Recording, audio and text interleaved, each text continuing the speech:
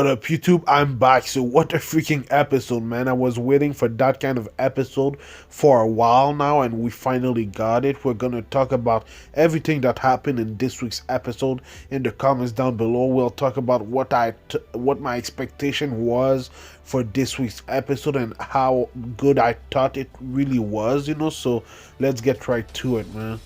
So honestly, for me, the fourth season of Boku no Hero Academia has been underwhelming.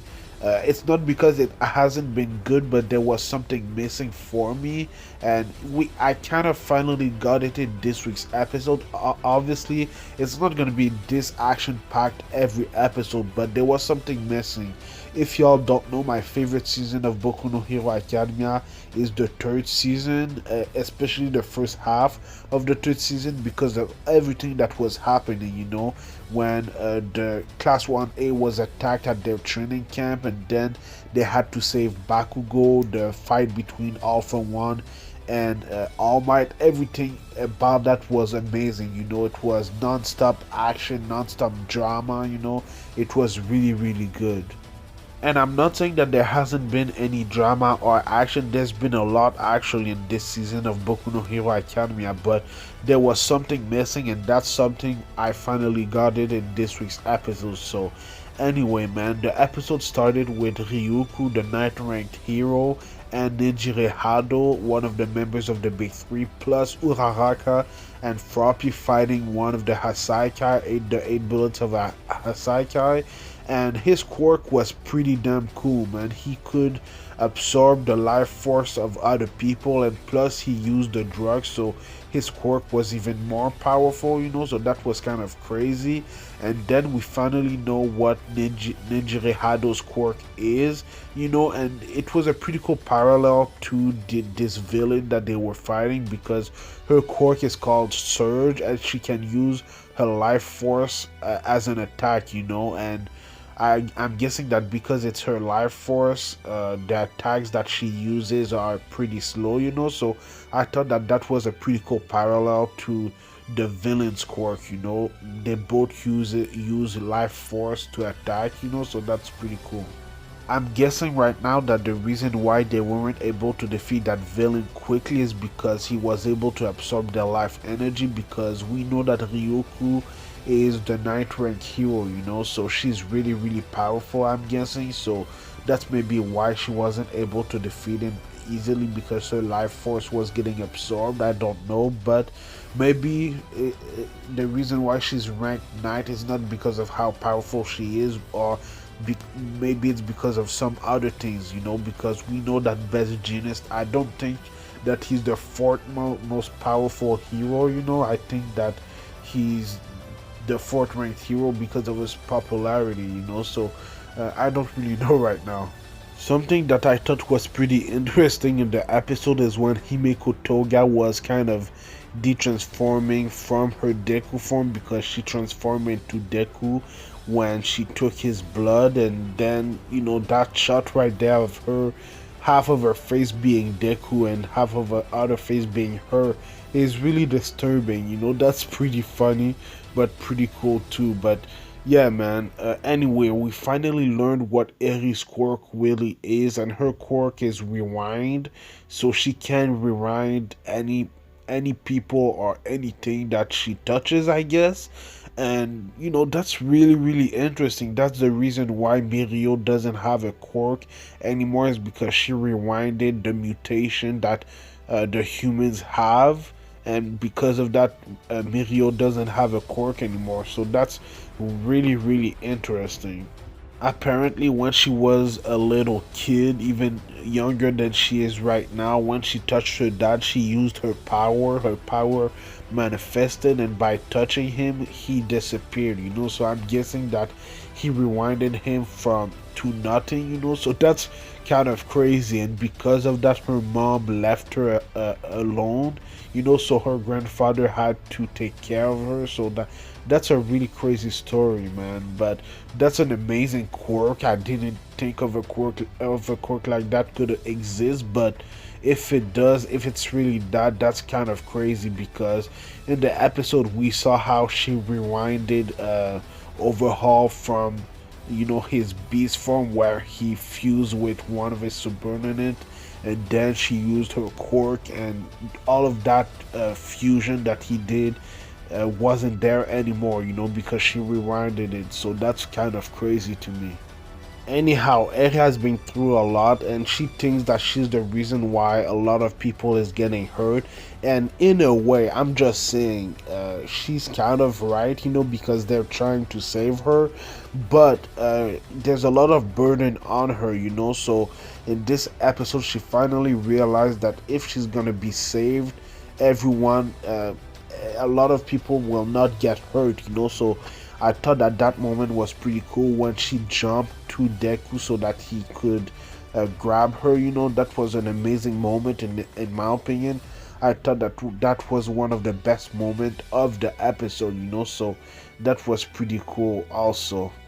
One of my favorite moments of the episode was when Chisaki, aka Overhaul, was repairing and healing himself. I thought that was pretty cool. The visual and the sound effect of it, I thought was amazing. I think that's one of the first time that we've really seen him, heal himself. Because before we saw him kind of fuse himself with other of his subordinates, but that was really the first time that we saw him heal himself. But anyway, but before all of that happened, while they were in the air, Deku kicked Overhaul, and Deku's kick was so strong that it propulsed himself in the air.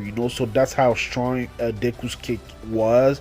He actually used 100% of his power, and we've seen that before. When All Might uses his power, when he used to use his power, his hits were so strong that it was propulsing him, toward an enemy or toward, where he wanted to go, because of the impact of his hits. That's how strong All Might was. So that was what Deku did, and the only reason why his limbs weren't broken is because of Eri's quirk, because she can rewind, Deku's body basically. All of his injuries were healed because of Eri's quirk, so that was kind of crazy. And because of that, he was able to use 100% of his power, so he was using full cowling 100%. So that was really crazy. The visual of it was amazing, man. That shot right there of Deku, it looks like he's going Super Saiyan. I never thought that I would see that this quickly in the anime, in the show, because I thought that he would only be able to use 100% of his power later in the series, when he becomes really adept with his quirk. But we saw it for the first time, really 100% for Deku, and it looks a lot different than when All Might uses it, but it was an amazing shot. There was a lot of great shot of it, but it's kind of crazy that Deku was able to use 100% of his power because Eri was touching him because of her quirk. That's kind of crazy to me. By the way, Chisaki is a crazy mofo, man. He fused with another one of his subordinates, and he was kind of transforming into a lot of things. He was able to kind of have big ass hands, and while the fight was happening, he was able to transform into multiple things, with his subordinate's body. So that's kind of crazy how his quirk can work, but because of how strong Deku really was, it didn't really matter. That shot right there of Deku punching Overhaul reminded me of a shot in One Punch Man when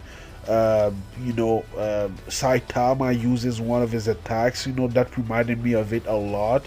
I know that some of you guys saw it too, but yeah, I thought that was a pretty good shot of it. There's another shot that I really liked of Overhaul. That was just before I think Deku hit him with one of his punch. I thought that that was an amazing shot of Overhaul, but something that I didn't talk about yet was the flashback that we saw, the ambitions of Overhaul, the way that he was talking about Eri as, a machine. He wasn't talking about Eri as a human, and that was what his boss saw. And because of that, I'm guessing that Overhaul, put him in the hospital so that he could be able to, realize his ambitions, So I thought that was an amazing flashback. It told us what his plan is. He wanted to create this drug that could, erase quirks, but he also wants to create another kind of, antidote so that, he can sell them to heroes, and then he can sell, the drug that can erase quirks to villains, so that he could profit of it, and that could make the Yakuza's basically, on top of the food chain, So I thought that that was a pretty good plan actually, but that's not what his boss wanted to do. His boss is a lot, more gentle. He's a criminal, but he's not that hardcore about it.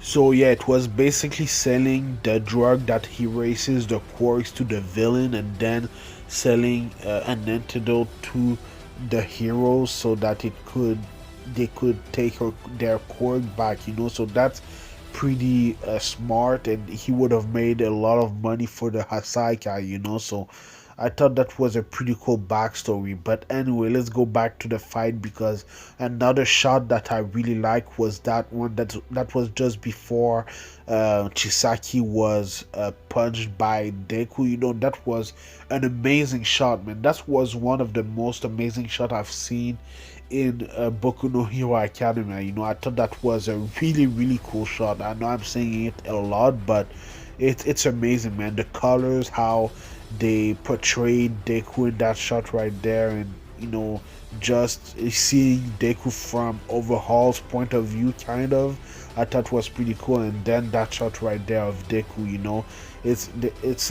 we see the shadows, in his face, and I just think that they did an amazing job with the animation. The art was amazing.